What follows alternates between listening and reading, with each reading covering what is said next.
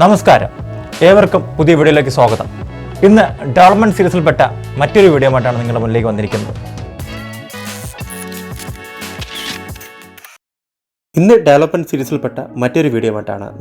വന്നിരിക്കുന്നത്. വളരെയധികം കാലമായിട്ട് ഈ ഒരു പർട്ടിക്കുലർ വിഷയം ലൈം ലൈറ്റിലുണ്ട്. നമ്മളിതിനെ പറ്റിയിട്ട് വർഷങ്ങൾക്ക് മുൻപ് വീഡിയോ ചെയ്തിട്ടുണ്ട്. എന്നാൽ ഈ ഒരു പ്രോജക്റ്റ് എന്ന് പറഞ്ഞു കഴിഞ്ഞാൽ ഇച്ചിരി വിവാദമായിട്ടുള്ളൊരു പ്രോജക്റ്റ് കൂടിയാണ്. അതുമായി ബന്ധപ്പെട്ട് നമുക്ക് കുറച്ച് കാര്യങ്ങൾ നോക്കേണ്ടതായിട്ടുണ്ട്. ഏത് പ്രോജക്റ്റ് എന്നല്ലേ? ശബരിമല എയർപോർട്ട് ഇപ്പോൾ വീണ്ടും ലൈം ലൈറ്റിലേക്ക് വന്നിരിക്കുകയാണ്. ഇത് ഇലക്ഷനുമായി ബന്ധപ്പെട്ടൊരു സ്റ്റണ്ടാണോ അല്ലയോ എന്നൊന്നും നമുക്കറിയില്ല പറയാനായിട്ട്. നിങ്ങൾ തന്നെ അതുമായി ബന്ധപ്പെട്ട കമൻസ് രേഖപ്പെടുത്തുക. ഇപ്പോൾ DPR സമർപ്പിച്ചിട്ടുണ്ട്. നേരത്തെ തന്നെ കേന്ദ്ര ഗവൺമെൻറ്റിന് ഇൻട്രസ്റ്റ് ഉള്ളതുകൊണ്ട് ഈ ഒരു DPR പ്രോസസ്സ് ചെയ്ത് ഓക്കെ പറയാനായിട്ട് അധികം പ്രശ്നമൊന്നും വരുമെന്ന് തോന്നുന്നില്ല. ഏകദേശം 7047 കോടിയാണ് ഇപ്പോൾ എസ്റ്റിമേറ്റ് ഇട്ടിരിക്കുന്നത്. വളരെ ബൃഹത്തായൊരു പദ്ധതി തന്നെയാണ്. നമ്മുടെ കേരളത്തെ സംബന്ധിച്ചിടത്തോളം അങ്ങനെ ഒരു പദ്ധതി വരുവാണെങ്കിൽ അതൊരു മെഗാ പ്രോജക്ട്സിൽ തന്നെ ഉൾപ്പെടുത്താൻ പറ്റുന്ന ഒരു പദ്ധതി. ഇനി പറയാൻ പോകുന്നത് നമ്മുടെ കുറച്ച് വ്യൂസാണ്. ഈ പദ്ധതിയിലെ ഈ ഒരു പ്രോജക്റ്റ് വേണമോ വേണ്ടയോ? ഇപ്പോൾ തികച്ചും കോട്ടയം അല്ലെങ്കിൽ പത്തനംതിട്ട അല്ലെങ്കിൽ ഇടുക്കി ഈ ഏരിയയിലുള്ളവർ ചിലപ്പോൾ അതിനെ അനുകൂലിക്കുന്നവരായിരിക്കാം, അതിനെ പ്രതികൂലിക്കുന്നവരായിരിക്കാം. കാരണം ഈ ഒരു പർട്ടിക്കുലർ ഏരിയയിലാണ് ആ ഒരു പ്രോജക്റ്റ് വരുന്നത്. ചിലപ്പോൾ ഇതുമായി ബന്ധപ്പെട്ട സ്ഥലം പോകുന്നവർ അവിടെ പ്രശ്നങ്ങൾ ഉന്നയിക്കാം. അല്ലെങ്കിൽ ഇപ്പോൾ ഈ ഏരിയയിൽ നിന്നാണ് കൂടുതൽ പേരും വിദേശത്തൊക്കെ ഉള്ളത്. അപ്പം വിദേശത്തേക്ക് പോകാനും അല്ലെങ്കിൽ അവർക്ക് മറ്റ് എയർപോർട്ടിലേക്ക് പോകാനും ഒരു ഹെൽപ്ഫുൾ കണ്ടീഷൻ ആവുമെന്നതുകൊണ്ട് ഇത് വളരെയധികം യൂസ്ഫുൾ ആയിട്ടൊരു സംഗതിയാണ്. പക്ഷേ നമ്മൾ ചിന്തിക്കേണ്ട കാര്യമെന്ന് പറയുന്നത് ഇങ്ങനെ ഒരു എയർപോർട്ട് ഫീസിബിൾ ആകുമോ എന്നാണ്. ഞങ്ങൾ മാത്രമല്ല, ഞങ്ങളുടെ പ്രേക്ഷകരായ നിങ്ങളും അതിന് ഉത്തരം നൽകുക. കാരണം ആൾറെഡി തന്നെ നമുക്കൊരു 4 എയർപോർട്ട്സ് ഉണ്ട്. തിരുവനന്തപുരം, എറണാകുളത്ത്, കൊച്ചിയിൽ, അതുപോലെ കോഴിക്കോട് എയർപോർട്ട്, പിന്നെ ഉള്ളത് കണ്ണൂർ എയർപോർട്ടാണ്. പിന്നെ തൊട്ടടുത്ത് തന്നെ കേരളത്തിലല്ലെങ്കിലും മംഗലാപുരം എയർപോർട്ടുണ്ട്. നമ്മുടെ 3 എയർപോർട്ടുകളിൽ ഇപ്പോൾ കണ്ണൂർ എടുത്തു കഴിഞ്ഞാൽ വളരെയധികം ശോകമാണ് അവസ്ഥ. അവിടെ നിന്ന് അധികം ഫ്ലൈറ്റൊന്നുമില്ല, വലിയ മെച്ചത്തിലല്ല ഇപ്പോൾ മുന്നോട്ട് പോയിക്കൊണ്ടിരിക്കുന്നത്. അപ്പോൾ ഇനിയൊരു എയർപോർട്ട് കൂടെ വന്നു കഴിഞ്ഞാൽ ആ എയർപോർട്ടിന് സസ്റ്റെയിൻ ചെയ്ത് പോകാൻ പറ്റുമെന്ന് നമുക്ക് നോക്കണം. ഇനി അപ്പോൾ പറഞ്ഞുകൊണ്ട് വരരുത് ഇത് തൊട്ടടുത്ത് കിടക്കുന്ന മറ്റ് 2 എയർപോർട്ടുകളെ തിറക്കുമെന്ന്. അത് അവർക്ക് അവരുടേതായിട്ടുള്ള കാഷ്മെൻറ്റ് ഏരിയസ് ഉണ്ട്, അതിൽ തന്നെ നിലനിന്ന് പോവുകയും ചെയ്യും. ഇങ്ങനെ ഒരു എയർപോർട്ട് വരുമ്പോഴത്തേക്കും ഏറ്റവും കൂടുതൽ ഉപകാരപ്പെടുന്നത് ശബരിമലയിൽ വരുന്ന ആൾക്കാർക്കാണ്. അപ്പോൾ എക്സ്പെക്റ്റ് ചെയ്യുന്നത് വർഷം ഏകദേശം 7 ലക്ഷത്തോളം പേരാണ്. അപ്പോൾ നമ്മൾ ശരിക്കും ഇവിടെ ഒരു എയർപോർട്ടാണോ എയർ സ്ട്രിപ്പാണോ പണിയുന്നതെന്ന കാര്യത്തിൽ നമുക്ക് ആദ്യമേ തന്നെ ഒരു തീരുമാനത്തിൽ അവരെത്തേണ്ടതായിട്ടുണ്ട്. പക്ഷേ അവർ DPR സമർപ്പിച്ചപ്പോൾ ഒരു ഫുൾ ഫ്ലഡ്ജഡ് ആയിട്ടുള്ള എയർപോർട്ടിലേക്കാണ് ഇപ്പോൾ വിരൽ ചൂണ്ടുന്നത്. അതായത് ഫുൾ എല്ലാ ടൈപ്പ് എയർക്രാഫ്റ്റും ഇവിടെ ഇറങ്ങാനായിട്ട് സാധിക്കുമെന്ന രീതിയിൽ തന്നെയാണ് പോകുന്നത്.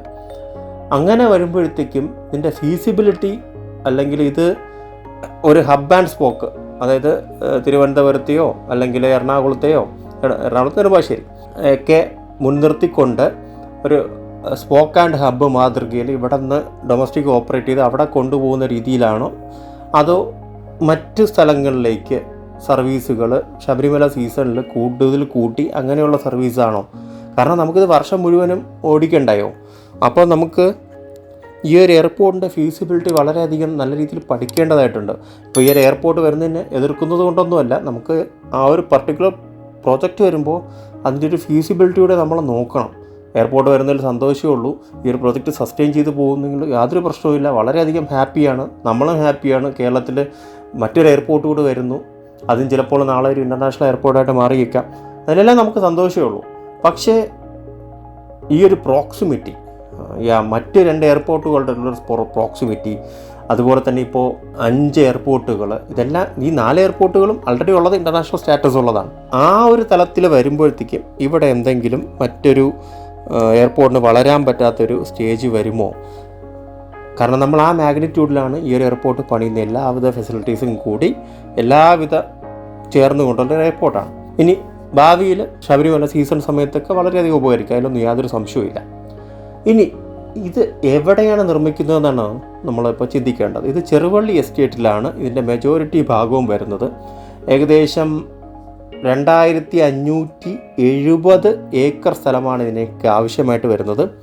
ഇതിൽ തന്നെ 2263 ഏക്കർ ചെറുവള്ളി എസ്റ്റേറ്റിൽ നിന്നാണ് എടുക്കേണ്ടത്. ഏകദേശം 307 ഏക്കറോളം സ്വകാര്യ വ്യക്തികളിൽ നിന്ന് സ്ഥലം കണ്ടെത്തും. അപ്പോൾ ഇങ്ങനെ വരുമ്പോഴത്തേക്കും അവിടെ മറ്റൊരു കടമ്പയുണ്ട്. ഞാൻ മനസ്സിലാക്കിയെടുത്തോളം, നിങ്ങൾക്ക് തെറ്റുണ്ടെങ്കിൽ തിരുത്താൻ കേട്ടോ. ഇതൊരു നിയമ തടസ്സത്തിൽ കടക്കുവാണ്. ബിലീവേഴ്സ് ചർച്ചും നമ്മുടെ ഹാരിസൺ മലയാളവും അതുപോലെ തന്നെ കേരള സർക്കാരും എല്ലാം കൂടിയിട്ടുള്ള ഒരു തർക്ക സ്ഥലമാണ് ഇവിടെ എന്നാണ് ഞാൻ മനസ്സിലാക്കുന്നത്. അത് മാറിയിട്ടുണ്ടെങ്കിൽ എൻ്റെ അടുത്ത് പറയണം കേട്ടോ. കുറേ വർഷങ്ങൾക്ക് മുമ്പുള്ള ഡാറ്റാസ് ഞാൻ നോക്കിയപ്പോഴത്തേക്ക് അങ്ങനെ ആയിരുന്നു. അത് മാറിയോ എന്ന് അറിയത്തില്ല. അപ്പോൾ സർക്കാർ വാദിക്കുന്നത് ഇത് ഈ പാട്ടഭൂമിയാണ്, പാട്ടഭൂമിയുടെ സമയം കഴിഞ്ഞു എന്നാണ്. പക്ഷേ നമ്മുടെ ബിലീവേഴ്സ് ചർച്ച് അങ്ങനെയല്ല പറയുന്നത്. അതുമായി ബന്ധപ്പെട്ട ലേറ്റസ്റ്റ് കറക്റ്റ് എന്താണെന്ന് എനിക്കറിയത്തില്ല. അപ്പോൾ ഈ ഒരു DPR സമർപ്പിക്കുമ്പോൾ അങ്ങനെയുള്ള കാര്യങ്ങൾ കൂടെ ഇതിനോടൊപ്പം വരുന്നുണ്ട്. അപ്പോൾ അത് ഇല്ലെങ്കിൽ വേറെ പ്രശ്നങ്ങളൊന്നുമില്ല. എയർപോർട്ട് വളരെ നല്ല രീതിയിൽ സുഗമമായിട്ട് കാര്യങ്ങളൊക്കെ മുന്നോട്ട് പോകും. പക്ഷേ ഇതിൻ്റെ ഒരു ഫീസിബിലിറ്റി കറക്റ്റ് സ്റ്റഡിയാണോ നടത്തിയെന്ന് നമുക്ക് നോക്കണം. കാരണം ഇത്രയേറെ മാഗ്നിറ്റ്യൂഡിലുള്ള ഇത്രയേറെ ജനങ്ങളുടെ കാശ് വെച്ച് ചെയ്യുന്ന പ്രോജക്റ്റാണ്. നമുക്ക് ഇതിന് നല്ലൊരു ഫീസിബിളായിട്ടൊരു ഓപ്ഷൻസ് നമുക്ക് വേണം. കാരണം ഇത് ഭാവിയിൽ ഇത് അടച്ചു പൂട്ടേണ്ട ഒരു അവസ്ഥ വരരുതല്ലോ. അതുകൊണ്ടാണ് ഈ പറയുന്നത്.